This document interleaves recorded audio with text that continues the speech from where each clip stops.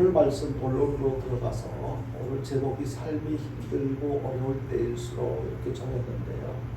우리들이 살다 보면 삶이 힘들고 어려울 때를 많이 겪지요. 태어날 때는 우리가 다 빈손으로 태어났지만 살다 보면 이제 점점 더 많은 것들을 갖고 살아가게 되고 또 많은 일들을 하면서 살아가게 되고, 처음에는 아무런 부담 없이 수고하지 않아도 먹을 거 입을 거 걱정하지 않아도 부모님을 통해서 다 뭐 필요한 것이 다 공급되어지니까 별 걱정 없이 욕심 없이 그저 가장 욕심을 내는 것은 아이들에게 욕심을 내는 것은 먹을 것 아니겠습니까? 그저 먹을 것 더 많이 먹으려고 애를 쓰는 어떤 그런 욕심 외에 다른 욕심이 없었지만, 살다 보면 그 먹어야 하는데 먹을 수 있는 것이 먹을 것이 없어서 걱정이 되어지고 염려가 되어지고, 또 나 혼자뿐만 아니고 이제는 내가 어떤 그 부담을 가져야 할 가족들이 이제 구성이 되어지고, 그랬을 때 점점 원하는 대로 또 필요한 것이 잘 안 갖춰지고 또 하고자 하는 일들이 잘 안 될 때 많이 힘들고 어렵다라는 것을 느끼면서 살아갈 수밖에 없는 그런 경우들을 많이 겪게 됩니다. 경제적으로도 그렇고 육신의 건강으로도 그렇고 환경적으로도 그렇고 우리의 삶을 어렵게 하는 그런 일들이 점점 많이 생겨나게 되죠. 그럴 때 우리들은 어떻게 하냐, 문제는 삶이 힘들고 어려운 일은요 언제든지 어디에나 누구에게나 다 있단 말이에요. 정도의 차이, 내용의 차이가 있을 수는 있어도 전혀 그러한 것과 상관없이 나는 항상 평안해. 오늘 아침에 우리 아이들이 부른 찬양 가운데 샬롬이라고 하는 찬양을 이렇게 첫 곡인가 두 번째 곡인가 이렇게 부르는데, 나중에 제가 저 샬롬의 의미를 우리 아이들이 아닐까 하고 그 설명을 해준다고 생각을 뒤에서 그 찬양을 함께 부를 때는 생각을 했었는데, 여기 올라와서 깜빡 잊어버리고 안 물어봤는데, 우리는 하나님께서 주시는 그 참된 평안 아니면 세상에서는 참된 평안을 누리며 살아갈 수가 없어요. 지금 평안한 것 같았는데 자고 일어났더니 새로운 걱정거리, 근심 염려거리가 또 우리를 기다리고 있고요. 그런 경우들, 참된 평안을 이렇게 누리며 살아가기가 참 힘든데요. 삶이 힘들고 어렵죠. 그럴 때 그 대처하는 사람들, 대처하는 방법이나 모습이나 그런 것들이 사람마다 다 달라요. 겪게 되는 그 삶의 어려움에 어떻게 대처하느냐, 어떻게 해결하려고 노력하느냐, 사람마다 입장에 따라서 다 다른데요. 오늘 우리들도 삶이 힘들고 어려운 경우를 많이 겪게 되는데, 우리들은 특히 하나님의 자녀된 우리들은 어떻게 해야 됩니까? 오늘 말씀에 소개되어진 내용 중에 그 주인공이 한 사람이 있어요. 이삭이라고 하는 사람인데요. 삶의 어려움을 겪을 때는 지금만 어려운 게 아니고 하나님께서 처음에 태초에 우주 만물을 창조하시고 첫사람 아담과 하와를 지으시고 인간 생명이 세상에서 삶을 시작할 때 그때부터도 어려움이 시작됐어요. 아담과 하와가 처음 겪게 된 어려움이 뭐였어요? 하나님 말씀대로 순종했을 때는 어려움이 없었어요. 근데 불순종하고 자기네 마음대로 자기의 어떤 욕심에 이끌려서 하나님께서 하지 말라는 짓을 하고 난 뒤부터는 어려움이 시작됐어요. 남자는 수고해야 되는, 땀을 흘려야만 먹고 살 수 있는 어떤 그런 입장이 되었고, 여자는 해산하는 고통이 따랐고, 구체적인 어려움들은 더 많이 생겨났지요. 일일이 막 소개에 다 열거를 하지 않았지만 우리가 살아오면서 많은 어려움들을 겪었잖아요. 아담도 그 이후로, 그전에는 하나님 말씀에 순종했을 때는 수고하지 않아도 얼마든지 뭘 먹을까 입을까 그 걱정할 필요 없이 그저 즐기면서 평안하게 살았는데, 그 뒤부터는 무엇을 먹을까 무엇을 입을까 걱정할 수밖에 없었어요. 아담이 처음에 부끄러움을 깨닫고 자기가 수치를 느껴서 해 입은 옷이 뭐예요? 나무 잎사귀를 가지고 부끄러운 것을 가렸던 것이잖아요. 그런데 그것이 자기가 노력해서 수고해서 부끄러운 것을 가렸을 때 자기가 수고해서 했던 그 행동에 대해서는 얼마 안 가서 그것이 나무 잎사귀 말라서 없어져 버렸잖아요. 그럼 또 다시 이렇게 잎사귀를, 마르지 않은 그 잎사귀를 준비해가지고 또 가려야 되는 어떤 그런 수고가 필요했을 거예요. 그것을 아시는 하나님께서 어떻게 하셨어요? 가죽으로 옷을 만들어서 입혀주셨다고 성경은 말씀하고 있어요. 그러니까 우리의 수고는 처음 사람인 아담과 하와부터 그때부터 우리가 할 수 있는 것은 지극히 하나님의 도우심과 하나님의 은혜가 아니면은 할 수 있는 게 지극히 제한적이에요. 그리고 얼마 안 가서 또 다른 수고를 해야 되고 또 다른 어려움을 겪게 되고요. 오늘 조금 전에 우리가 불렀던 찬양, 은혜를 왜 찬양을 은혜로 선곡을 했느냐면요. 그래요. 우리들이 살아왔 모든 순간도 그렇고 지금도 그렇고 앞으로도요. 하나님의 은혜가 아니면요. 우리가 겪게 되는 이 힘들고 어려운 일들을 극복하고 감당할 수가 없어요. 지금까지도 생각해보면 매 고비고비마다 하나님의 은혜 가운데 그 어려운 그 어두운 터널도 지나왔고 그 힘들고 어려운 높은 산도 넘어왔고 자갈밭길도 걸어왔고 그렇잖아요. 앞으로도 또 어떤 그 환경에 처해지게 될지 몰라요. 이런 어려움은요. 아담과 하와를 시작으로 해서 그 뒤에 소개하고 있는 믿음의 조상이라고 하는 아브라함과 이삭과 야곱 시대도 역시 마찬가지였어요. 근데 특히 오늘 읽은 본문 말씀에 보면 이삭이라고 하는 사람을 소개하고 있는데 이삭이라고 하는 사람도 우리가 믿음의 조상하면 아브라함과 이삭과 야곱의 하나님 이렇게 말할 정도로 아주 믿음이 좋은 사람이에요. 저도 개인적으로 이 이삭이를 참 좋아하는데 그 개인적으로 이삭이를 참 좋아하는 이유가 정말로 이삭이는 제가 결정적으로 이삭이를 제일 좋아했던 것은 하나님께서 아브라함을 시험하셔가지고 그 100살에 얻은 아들 이삭이를 번제로 바치라고 했을 때 아브라함이 바쳤어요.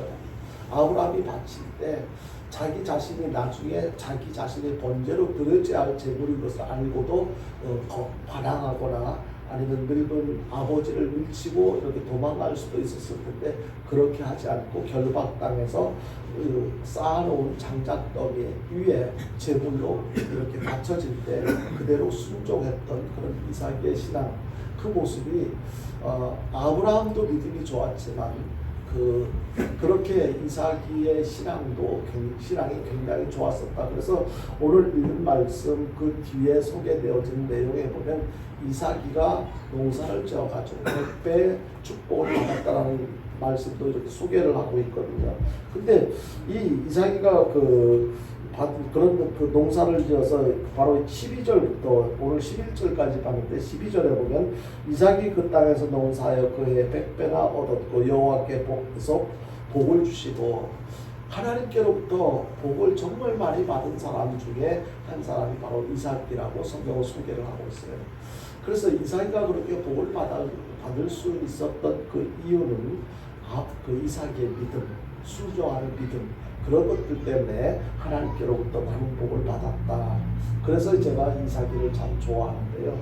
근데 성경에 보면 많은 사람들이 소개되어지고 있지만 대체적으로 보면 사람마다 허물이 없는 사람이 거의 없어요. 다 무슨 아브라함도 문제가 있고 또 야곱도 얼마나 좀 얄밉은 행동을 얼마나 많이 했습니까? 문제가 있고 이삭이도 문제가 있고요. 근데 제가 생각해 보니까 요셉은 별로 성경에 보니까 요셉은 이런 실수를 했다, 잘못을 했다 이런 것을 성경에 기록된 부분이 거의 없는 것 제 기억으로는 그래요. 제가 나중에 다시 한번 또 요셉에 대해서 그래서 다시 한번 살펴보려고 하긴 하는데 지금까지 제가 기억하기로는 요셉은 이렇게 문제가 있을 그렇게 죄를 지을 수 있는 환경 상황은 굉장히 많았었지만 그럼에도 불구하고 요셉은 끝까지 믿음을 지켜갔던 그런 모습을 보게 되는데요. 그래서 요셉이 정말로 참 좋은 사람이구나, 훌륭한 사람이구나, 하나님께서 기뻐하는 사람이구나 이것을 이렇게 다시 한번 생각을 하게 했는데 그래서 이 성경에 보면 요셉과 하나님께서 늘 요셉과 함께 하심으로 요셉의 삶이 형통했다라고 성경 소개를 하고 있거든요. 근데 오늘 이제 제가 말씀을 드리려고 하는 것은 이 이삭의 삶을 통해서 이삭이도 그렇게 하나님 앞에 인정받고 사랑받고 복을 많이 받았던 사람이었지만 이삭도 실수한 것이 있어요. 잘못한 것이 있어요. 그 내용을 근거로 해서 도대체 이삭이가 어떤 상황에서 어떤 실수를 했는가. 이 실수 보통 보면 아브라함도 이삭도 실수를 한 어떤 모든 내용들을 보면 우리들도 그와 같은 잘못을 얼마든지 범할 수도 있고 범하기도 했고 지금이나 앞으로도 범할 수 있는 그런 내용들이에요. 그런데 그런 상황이 그런 잘못을 실수를 할 수 있는 상황이 되어졌을 때 우리는 어떻게 대처를 해야 될까? 그런 내용에 대해서 살펴보려고 하는데요. 그 아브라함 때도 이제 제일 그때 당시 큰 어려움이라고 하면요. 지금은 뭐 여러 가지 과학이 발달하고 다양한 발달한 것들이 많이 있어서 지금 좀 어려워도 이미 비축해 놓은 것들이 있기 때문에 지금 살아가는데 별로 그 큰 어려움이 없는. 예를 들자면 우리가 지금 우리나라에 쌀이 남아 돌아간다고 해요. 작은 전 세계 나라에 비하면 우리나라가 큰 면적이 아님에도 불구하고 이 농사를 과학적으로 짓다 보니까 굉장히 쌀이 남아서 이제 농사하시는 분들이 그 생산하는 그 쌀을 다 처리를 하지 못해가지고 막 고생할 정도로 고민을 할 정도로 정부에서는 그렇다고 해서 그걸 다 수매를 해가지고 비축을 해둘 수도 없고 몇 년 동안 이렇게 먹을 수 있는 쌀을 비축해 둘 정도로 그렇게 양식이 지금 풍부한 상태인데 이 쌀 농사를 짓기 위해서 절대적으로 필요한 것이 뭐예요? 이 농사를 짓기 위해서 절대적으로 필요한 것은 물이잖아요. 근데 그 이스라엘이라고 하는 이 나라는요 1년에 한 200mm 정도 평균 강우량이 그 정도밖에 안 된다는 거예요.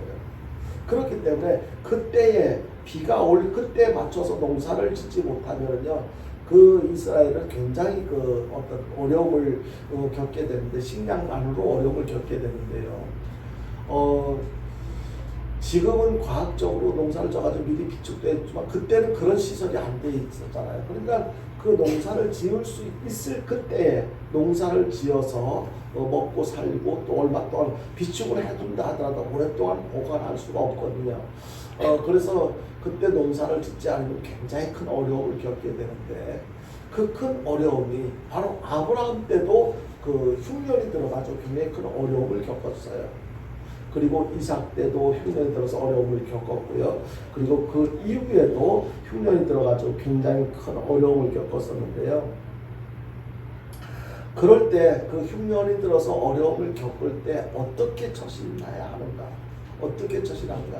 이것은 농사를 지을 때 비가 오지 않아서 흉년을 겪어서 흉년이 와서 흉년으로 인해서 이렇게 그 어려움을 겪었던 그런 내용이 우리의 인생은 다른 형태로도 그와 같은 어려움을 겪을 수가 있다는 거예요. 그래서 그 어려울 때 어떻게 해야 되는가? 다시 말씀드리지만 오늘 이런 이삭이가 그때 흉년을 겪을 때 겪었던 그 어려움에 어떤 대처했던 그런 내용을 통해서 무엇이 잘못됐고 우리들은 어떻게 해야 되는가 그런 것을 살펴보려고 합니다. 먼저 오늘 이 들려주신 말씀이 오늘 이런 상황을 통해서 우리에게 들려주신 말씀의 내용이 하나님의 메시지, 하나님의 자녀들은 어려움을 겪을 때 어떻게 해야 되는가 하는 것을 말씀해 주신 하나님의 메시지이기도 하고 신앙인으로서 지켜야 할 어떤 삶의 지침서라고도 할 수가 있을 것입니다. 그래서 너나 할 것 없이 누구나 믿음의 조상인 아브라함도 이렇게 어려움을 겪었다면 아브라함과 이삭과 야곱도 어려움을 겪었다면 그리고 하나님께서 약속하신 그 땅에도 어려움이 있고 가뭄이 드는 그런 어려움을 겪었다면 이 세상 어디든지 누구에게든지 어려움은 다 있을 수 있는 일이다. 바로 이것이 나하고 상관이 없는 일이라면 무슨 문제가 되겠어요?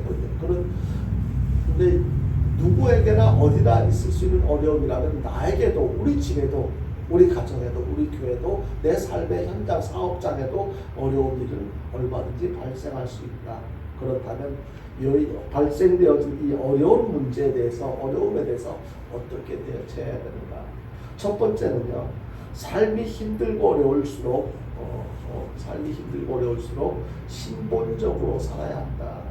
이 신본적으로 살아야 한다고 하는 것은 신본적으로 살지 않는 경우가 많다는 것을 이렇게 우리가 생각해 볼 수가 있잖아. 신본적으로 살지 않는 것은 인본적으로 산다는 거죠. 그러니까 삶이 힘들고 어려울수록 인본적으로 살지 말고 신본적으로 살아야 한다라는 것을 이렇게 말씀을 드릴 수가 있습니다. 여기서 인본적으로 살지 않고 인본적으로 산다는 것은 뭐예요? 인본적으로 산다는 것은 인간의 가치와 개성을 존중히 여기면서 그래도 뭐니 해도 내 생각, 지금까지 살아오면서 내가 배운 지식, 경험한 것, 내가 알고 있는 것, 이미 내가 소유하고 있는 여러 가지 능력, 이런 것들을, 그런 가치를 존중히 여기면서 그것으로 문제를 해결할 수 있다고 하는 어떤 그런 생각들, 이것이 바로 인본적인 것.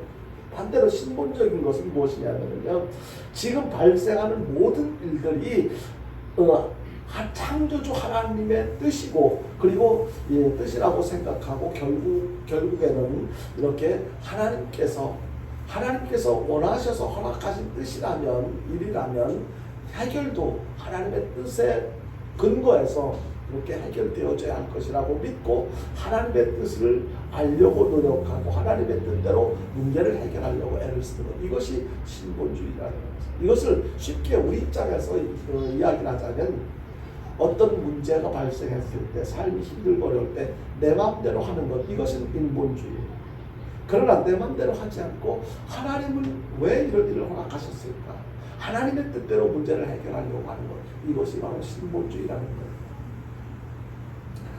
다시 말씀드리지만 이 가나안 땅은 지리적으로 지중해성 기후와 아열대성 기후, 그리고 사막 기후가 교차되는 곳으로서 강우량이 1년에 200mm 정도밖에 안 된다고 제가 말씀을 드렸죠. 아주 척박한 땅이지요. 어떤 경우 우리나라 같은 경우는 하루에도 수백 미리 그 비가, 홍수가 쏟아지는 경우들도 있잖아요. 그런 거에 비해서 이 가나안 땅, 이곳은요, 하나님께서 약속하신, 하나님께서 말씀하신 젖과 꿀이 흐르는 그런 땅이라고 하신 그곳의 기후는 아주 척박한 곳이라는 것을 알 수가 있습니다. 그래서요, 가뭄과 흉년이 아주 흔한 일이었는데, 그런데 그 많고 흔한 흉년 중에 아브라함 때 이 대흉년을 겪었던 것을 언제냐면 BC 2090년경에 그 아브라함 때도 아주 심한 흉년을 겪었습니다. 그리고 이삭도 대흉년을 겪었는데 이삭은 BC 1990년경, 그리고 후에 그 뒤에 야곱도 그 흉년을 겪었는데, 그때는 창세기 42장 2절에서 이렇게 자세한 설명을 하고 있는데요. 이러한 사실을 통해서 아브라함도 이삭도 야곱도 이렇게 그 흉년을 이렇게 겪었던 것을 보면 그들의 특징이 뭐예요? 그들 다 하나님께서 선택하신 믿음의 조상들이잖아요. 아니, 하나님께서 우리가 그 후손들 대대로 믿음의 조상, 누구처럼 믿음을 가져야 돼, 누구처럼 살아야 돼 할 그 본이 되는 믿음의 조상이라고 하는 아브라함과 이삭과 야곱도 흉년을 겪고 어려움을 겪었다면, 우리들은 당연히 우리들도 그런 어려움을 겪을 수 있다는 것을 깨닫게 되는 것입니다. 뿐만 아니고 하나님께서 축복하신 그런 약속된 그 축복의 땅 가나안 땅에 그런 흉년이 들어서 어려움을 겪었다면, 우리가 살고 있는 이 땅, 이 양산 지역에 또는 대한민국에 얼마든지 그와 같은 어려움을 겪을 수 있다는 것을 깨달을 수가 있는 것입니다. 하나님의 언약의 백성에게도 보통 사람들이 생각할 때, 아니, 예수를 믿으면 하나님께서 전지전능하신 하나님의 아버지시니까 문제 해결해 주시고 잘 살도록 그렇게 도와주시는 것이 지극히 당연한 것 아닌가라고 생각할 수가 있어요. 그런데요, 인간이 이 땅에 살아가는 동안에는 누구나 어디서든지 언제든지 어려움을 겪을 수가 있다. 삶의 어려움은 어디든지 누구에게나 있을 수 있다는 것인데요, 이 생존을 위협하는 가뭄과 흉년으로 삶이 어렵고 힘들어졌을 때 이삭은 가나안을 등졌다는 것, 이것이 문제예요. 그러니까 하나님께서 기거하라고 약속하신 땅에 아무리 흉년이 들고 어려움을 겪어도 어려워도 그곳에 하나님께서 약속하신 그 땅이니까 거기에 머물렀어야 되는데, 그렇게 하지 않았단 말이에요. 이것이 이삭이 그 어려움을 겪었을 때 잘못 처신한 모습이라는 거예요. 그는 이방 땅 블레셋으로 가서 그랄이라고 하는 곳에 거주를 하는데요. 이 그랄이라고 하는 곳은 어떤 곳이냐면요, 그랄이라고 하는 말이 거주지라는 뜻이에요. 이 거주지라는 뜻으로 가나안의 남쪽 경계선에 위치한 곳인데 아주 양식이 풍부한 곡창지였어요. 다른 데는 가뭄이 많이 가물었을 때 농사를 지을 수가 없어가지고 굉장히 많은 어려움을 겪었지만 이 그랄이라는 곳은 그래도 다른 지역에 비해서 농사를 잘 지을 수 있는 그런 조건이 두루 갖추어진 그런 곳이었단 말이에요. 약 70년 전에, 그러니까 이삭이 그곳에 머무르기 전 약 70년 전에 아버지 아브라함도 가물었을 때 피해 와서 그곳에 이렇게 머물렀던 곳이기도 한 것을 창세기 20장 1절에서 이렇게 소개를 하고 있는데요. 그 내용을 보면 그 아버지, 그 아들이라고 생각이 되었는데, 이런 경우를 부전자전 이렇게 이야기를 하는데요. 근데 이것은 결코 하나님께서 기뻐하시는 일이 아니었어요. 왜 그러냐면요, 하나님께서는 분명히 애굽으로 내려가지 말고 내가 내게 지시하는 땅에 거주하라고 분명히 말씀하셨거든요. 하나님께서 내려가라고 하나님께서 가라고 지시하신 곳이 어디예요? 가나안 땅이에요. 하나님께서 지시하신 곳이 그랄이라고 하는 곳이 아니에요. 그런데도 불구하고 이렇게 아브라함도 그곳에 가서 농사가 이렇게 가물어가지고 농사를 못 지니까 그래도 먹을 양식이 있는 그랄이라고 하는 곳을 찾아갔었고, 그리고 지금 이삭도 하나님께서 허락하지 않은 그곳을 가 있는 거예요. 이러한 사실은요, 하나님의 언약의 백성은 삶이 아무리 어렵고 힘들다 할지라도 결코 인본적으로 살지 말고 신본적으로 살아야 한다는 것을 깨닫게 해주고 있습니다. 우리가 살다 보면 어려움 겪을 수 있다는 거예요. 그걸 당연히 받아들여야 되는데 그것을 인간적으로 해결하려고 인본적으로 생각을 해서 인본적으로 행동을 하는 것, 이것이 잘못된 것이라는 것을 지적해주고 있는 것입니다. 신본적으로 하나님께서 원하시는 대로 살면 하나님께서 함께 해주시고 복을 주셔서 아브라함에게 맹세하신 모든 땅을 주시고 자손을 하늘의 별과 같이 번성하게 하시고 이 모든 땅을 내 자손 그 후손들에게 주시겠다고 그렇게 약속하셨잖아요. 바로 그렇게 하겠다고 약속하신, 그렇게 되어진 이유를 부연 설명을 해주신데, 그 이유가 뭐냐면 아브라함이 그 전에 하나님 말씀에 순종했기 때문에, 하나님의 명령과 계명과 율례와 법도를 지켰기 때문에 그렇게 하나님 말씀대로 순종하면 그와 같이 복을 주시겠다라고 약속하십니다. 그러니까 지금 당장 어렵다고 해서 인본적으로, 인간적으로 그 문제를 해결하려고 접근하지 말고 막 이렇게 두리번거리지 말고 하나님께서 약속하신 것을 믿고 기다리면서 지금 그 자리에서 최선을 다해서 해야 할 일을 하라는 거죠. 그래서 다시 말씀드리지만 삶이 어렵고 힘들 때일수록 인본적으로 살지 말고 신본적으로 살아야 된다. 그렇게 살면은요, 흉년이 들었을 때도 하나님께서 함께 해주시고 복을 주시고 자손을 번성케 해주시고 땅을 주셔서 복의 통로가 되게 해주신다고 분명히 그렇게 약속하셨거든요. 사도행전 4장에 보면 이런 내용이 나옵니다.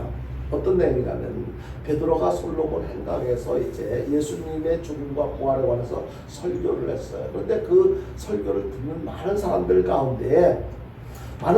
가운데 이렇게 거기에는 그 가운데는 제사장들과 성전 맡은 자, 사두개인들 이런 사람들이 와서 그 설교를 들으면서 별로 안 좋아했어요. 별로가 아니고 안 좋아했죠. 자기네들이 이해도 하지 못했을 뿐만 아니고 그런 얘기에 대해서 굉장히 듣기 싫어서 어떻게 하면 문제로 삼아서 그렇게 설교하고 다니는 베드로와 그 일당들을 이렇게 잡을 수가 있을까, 죽일 수가 있을까, 그렇게 고민하고 있던 차에 이제 베드로가 그렇게 설교하는 것을 보면서 뭐라고 얘기를 했냐면, 사도행전 4장 7절에 보니까 너희가 무슨 권세와 누구 이름으로 일을 행하느냐라고 이렇게 물었어요. 굉장히 위협적인 내용이죠. 네가 도대체 무슨 권세를 가지고 그런 식으로 이렇게 말을 하고 다니느냐. 그리고 그들은 사도들을 이거 베드로를 비롯한 사도들을 위협해서 이후로는 절대로 하나님의 이름으로 아무에게도 말하지도 말고 가르치지도 말라고 경고했을 때 이제 위협한 거죠. 공갈친 거죠. 뭐 계속해서 이렇게 네가 하나님의 이야기를 하고 돌아다니면은 가만히 안 둘 거야라고 굉장히 위협적으로 이렇게 들려졌을 수도 있었을 거예요. 그때 이 베드로가 그런 그 권력이 있는 자들의 어떤 공갈 협박 섞인 성의 그 이야기를 듣고 이 베드로가 뭐라고 얘기를 했냐면 사도행전 4장 19절에서 20절 우리 같이 한번 보겠습니다. 같이 봅니다. 시작. 베드로와 요한이 대답하여 이르되 하나님 앞에서 너희의 말을 믿는 것이 하나님의 말씀을 믿는 것보다 옳은가 판단하라. 우리는 보고 들은 것을 말하지 아니할 수 없다.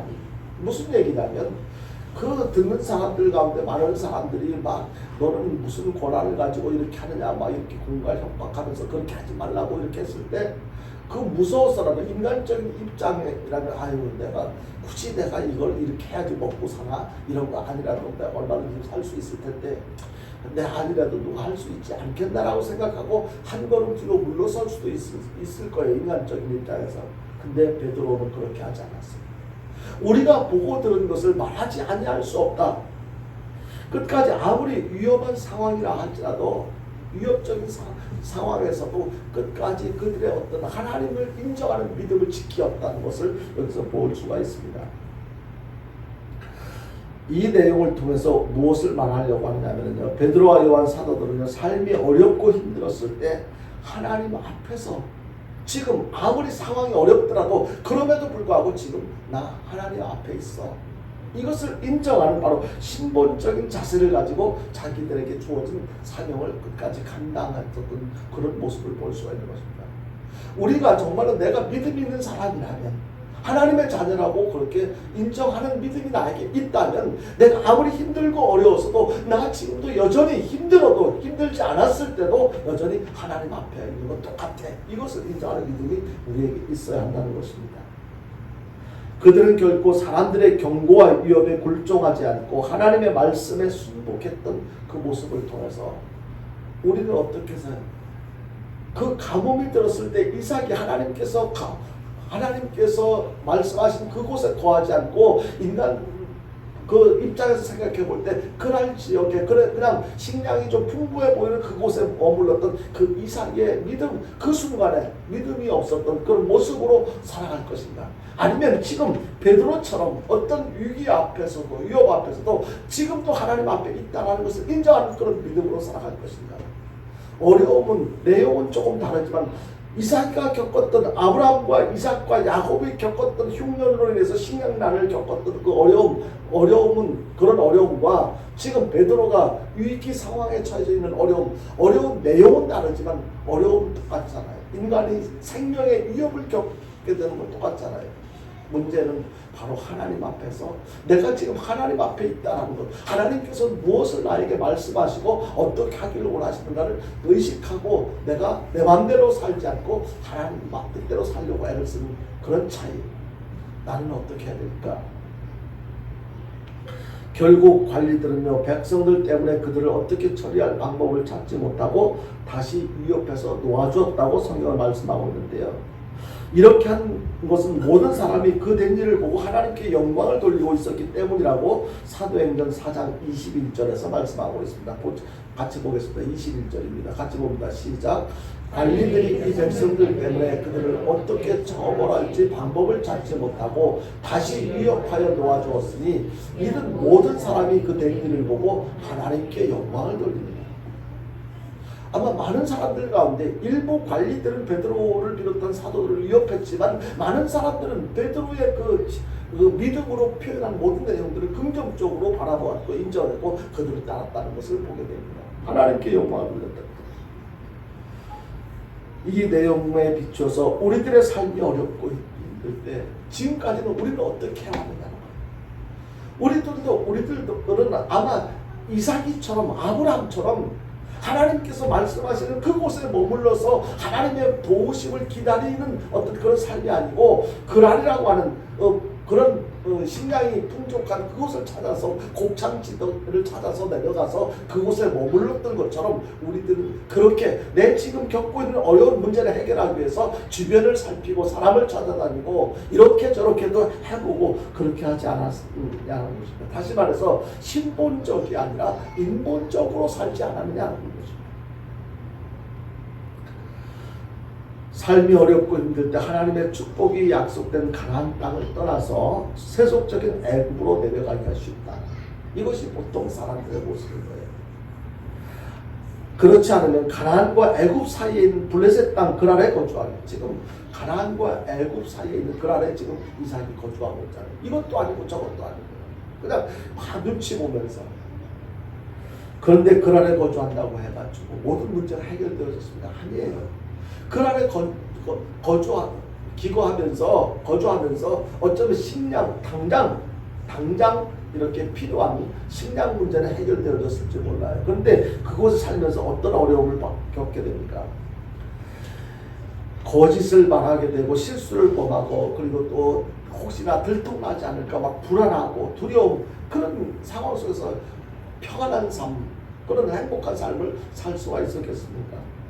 그래서 하나님께서는 그 선택하신 언약의 백성에게 애굽으로 내려가지 말고 하나님께서 지시하시는 땅에 거주하라고 명령하셨던 것인데 그냥 당장 눈앞에 보이는 어려운 현실 거기에만 더 많은 비중을 두다 보니까 하나님께서 하신 말씀을 그냥 순종하지 않았던 그런 모습을 보게 된 거예요.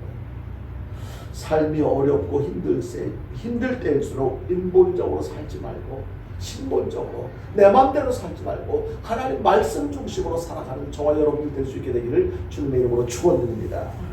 그렇게 살아간다면 지금 겪고 있는 흉년, 가뭄 이거 하나님께서 보고 계시고 그 믿음을 보시고 그리고 얼마 가지 않아서 그 어려움을 해결해 주실 줄로 믿으시기 바랍니다.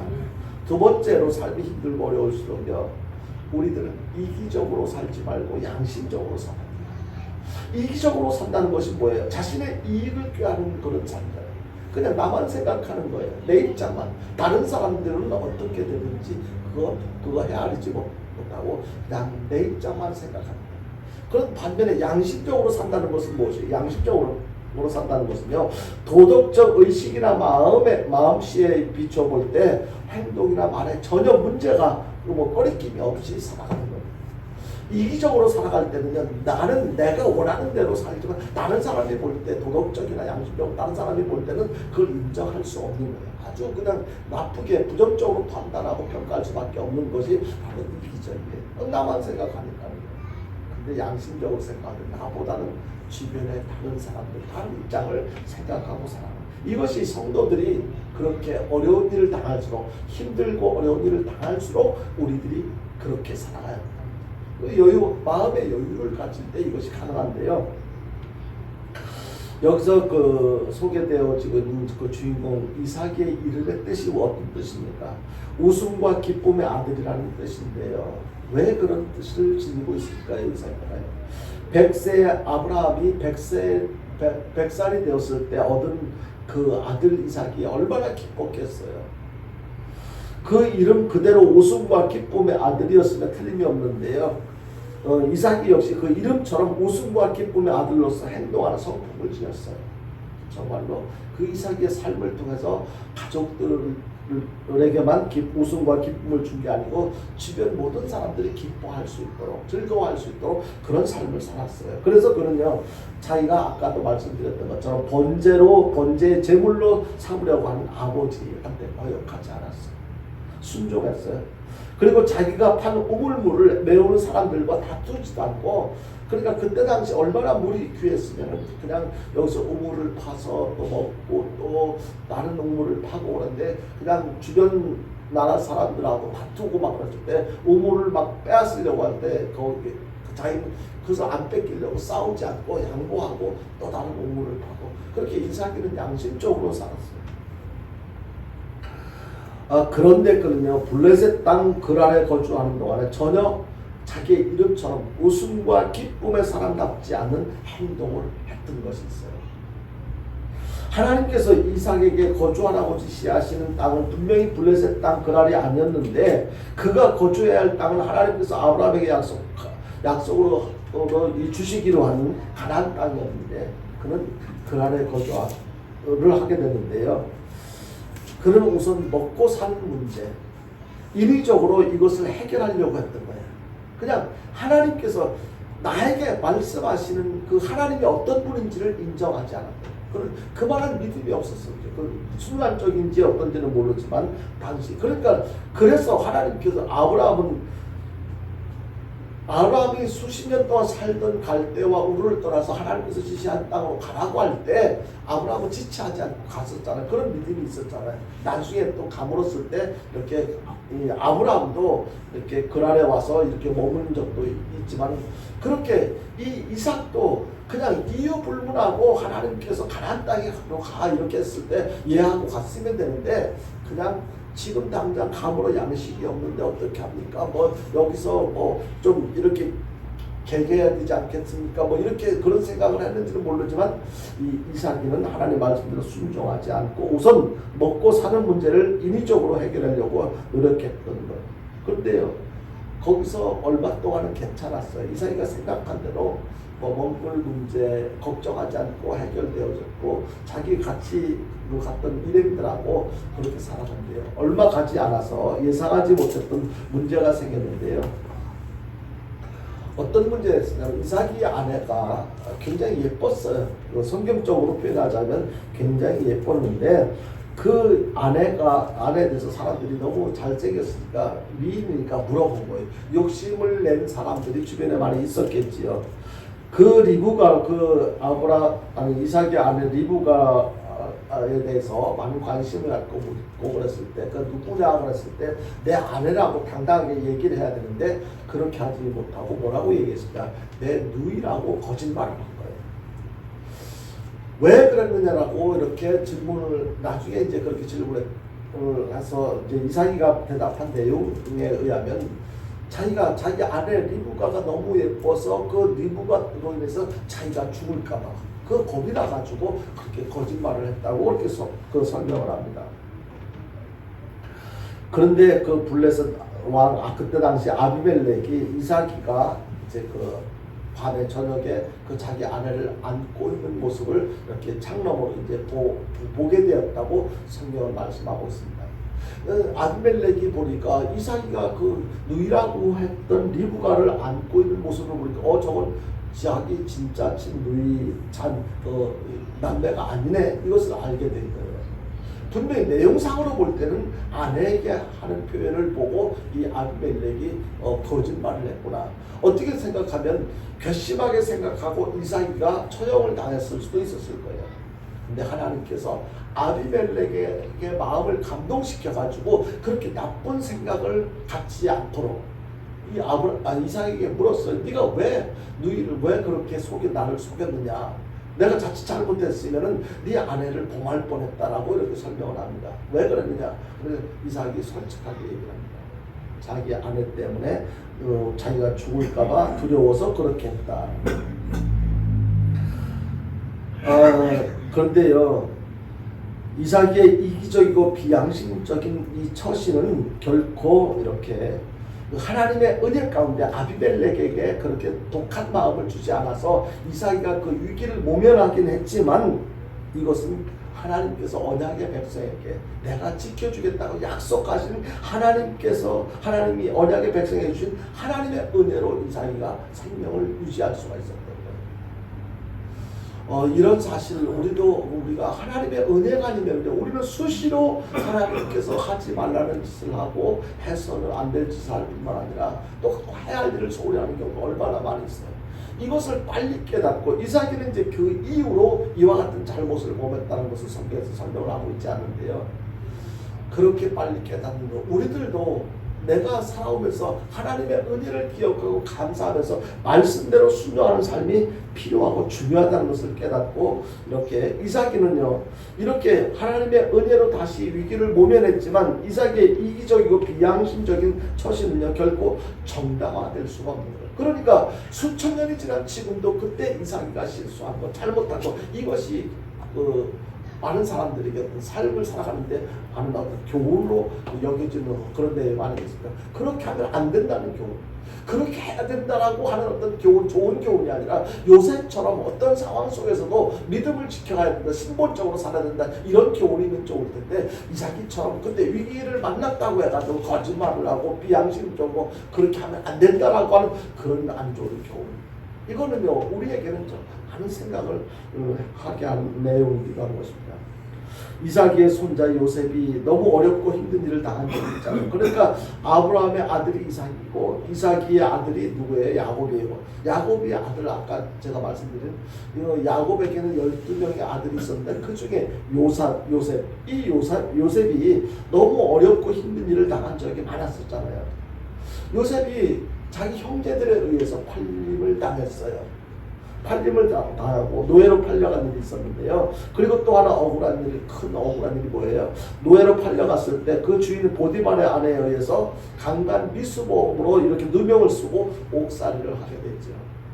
이 요셉은 그럴 때마다 그 억울하다고 왜 나한테 이러느냐, 형제들한테도 막 불평하고 원망하는 내용은 성경에서 소개를 하고 있지 않고요. 그리고 보디발의 아내가 미혹해 올 때도 요셉은 거기에 대해서 당황하게 거절을 하지만 원망하거나 그렇게 하지는 않습니다. 다만 뭐라고 얘기를 하냐면, 내가 어찌 그 큰 악을 행하여 하나님께 죄를 짓겠느냐라고 하면서 그 보디발의 아내가 미혹하는 것을 이렇게 요셉은 단호하게 물리치는 장면을 성경에서 소개를 하고 있는데, 이 내용을 통해서 하나님을 경외하는 신앙인으로서의 자기 양심을 지키고 있는 이 요셉의 모습을 보는 거예요. 굉장히 어려운 상황이잖아요.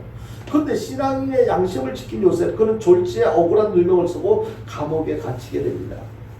이것은 무엇을 의미하는, 양심대로 살았고요, 잘못을 안 해도 형제들에 의해서 팔림을 당하기도 하고 옥에 갇히기도 하고 누명을 써서 억울한 그런 옥에 갇히기도 하는 그런 억울한 일을 당할 수가 있다는 거예요. 하나님의 사람이라고 해서 무조건 모든 것이 다 잘 되는 것이 아니라는 거예요. 그런데요, 결과적으로 지금 당장은 그래도 나중에 어떻게 됐습니까? 그는 감옥에서도 하나님께서 그와 함께 하심으로 그를 범사에 형통하게 하시는 복을 받았다라고 창세기 39장 23절에서 말씀하고 있는데, 한번 보겠습니다. 같이 봅니다. 시작. 간수장은 그의 손에 맡긴 것을 무엇이든지 살펴보지 아니하였으니 이는 여호와께서 요셉과 함께 하심이라. 여호와께서 그를 범사에 형통하게 하십니다. 요셉이요, 나중에는 애굽의 총리가 됐지만 그 전에는 정말로 형제들에 의해서 팔림을 당하는 어려움을 당하고, 그리고 보디발의 아내에 의해서 억울한 누명을 쓰고 감옥에 갇히게 되고, 얼마나 많은 그 순간순간들이 얼마나 많은 감당하기 힘든 어려운 일이겠습니까? 억울한 일이겠습니까? 그렇지만 그 가운데 끝까지 참고 견디는 그런 모습을 보면서 하나님께서 그 믿음을 보시고 그와 함께 하시고 그의 삶이 형통하게 되었다는 것을 말씀하고 있는 것입니다. 그 후 그는 애굽의 총리가 되었고, 그의 형들은 양식을 살려고 애굽으로 내려왔던 것을 여러분들이 기억하실 거예요. 요셉과 마주하게 된 그 형제들, 자기가 판 동생이 애굽의 총리란 말이에요. 얼마나 두려웠겠습니까? 이제 우리는 죽었구나. 그렇게 걱정할 때 요셉은요, 그들에게 보복하지 않았습니다. 오히려 그의 형들에게 당신들이 나를 이곳에 팔았다고 해서 근심하지 마소서, 한탄하지 마소서, 하나님이 생명을 원하시려고 나를 당신들보다 먼저 이곳에 보내셨다고 창세기 45장 5절에서 말하고 있습니다. 그리고 그들에게 온갖 후의를 베푸는 것을 이 성경 말씀을 통해서 보게 되는데요. 이러한 내용과 관련해서요, 로마서 12장 21절에 우리에게 주는 교훈이 있습니다. 같이 보겠습니다. 로마서 같이 봅니다. 시작. 악에게 지지 말고 선으로 악을 이기라. 악에게 지지 말고 선으로 악을 이기라. 일반적으로요, 삶이 어렵고 힘들 때 이기적이고 비양심적인 처신을 하기가 쉬워요.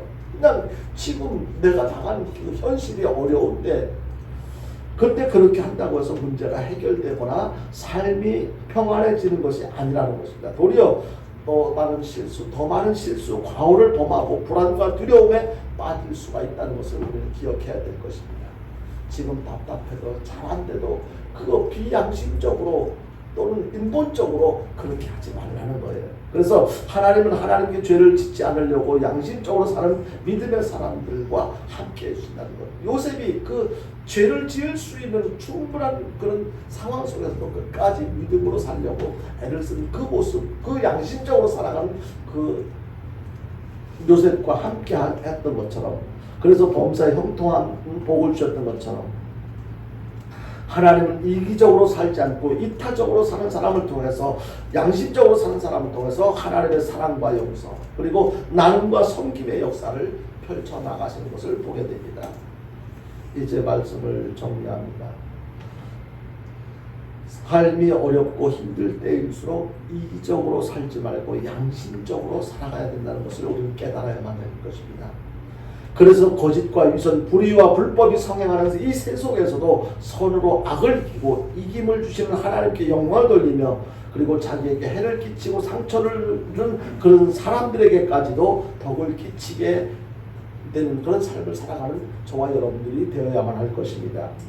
하나님께서 복을 주시기로 약속하신 가나안 땅에도 가뭄이 올 수가 있습니다.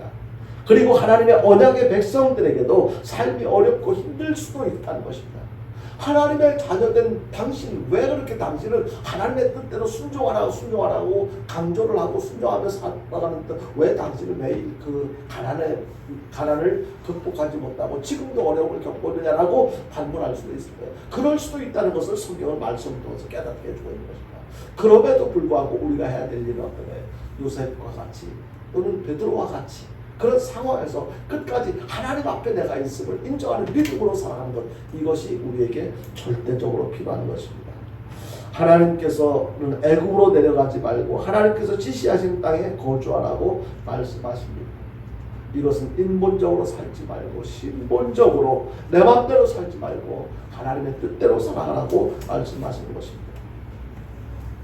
삶이 어렵고 힘들 때일수록 하나님의 말씀대로 살아가는 저와 여러분들 될 수 있기를 바랍니다. 그래서 더 이상 이삭과 같은 실수와 과오를 범하지 않고 불안과 두려움에도 빠지지 말고 요셉과 같이 하나님께서 함께 해주시고 범사에 형통하게 해주시는 복을 마음껏 누리며 살아가는 저와 여러분들 될 수 있게 되기를 주님의 이름으로 축원드립니다. 찬송 부르겠습니다.